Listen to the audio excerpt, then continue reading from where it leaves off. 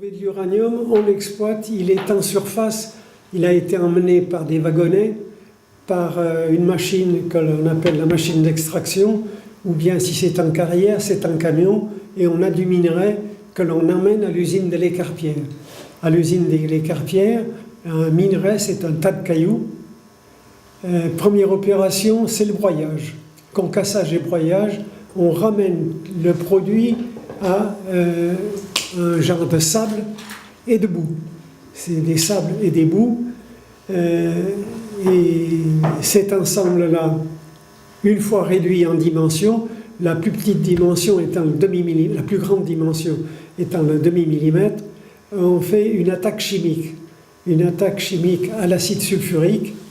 Cette attaque chimique solubilise l'uranium et puis un certain nombre d'autres produits. Mais il reste donc dans la gangue qui est inintéressante, il ne reste plus que du quartz, du feldspath, des choses qui n'ont pas été dissoutes et qui constituent la majeure partie de ce que l'on va rejeter.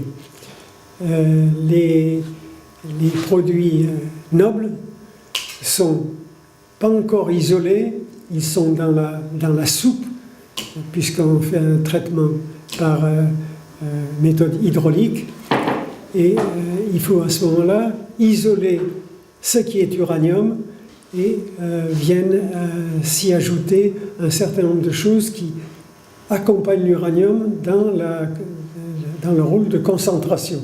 C'est un rôle de concentration chimique ou physico-chimique avec passage sur colonne échangeuse d'ions. On enrichit cette espèce de liquide d'uranium, quelques impuretés par tonne.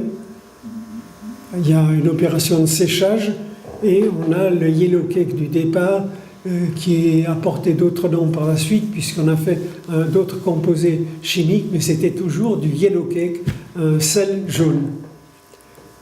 Une fois séché, était mis dans des fûts ou des containers, enfin c'est de l'ordre d'1 tonne ou 2 tonnes ou 3 tonnes, je ne sais pas quel est le tonnage des paquets.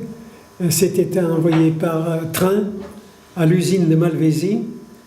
Cette usine de Malvézy reprenait le produit pour en faire, alors je crois bien que c'est l'hexafluorure d'uranium qui ensuite était envoyé en paquet également à l'usine de Pierrelatte.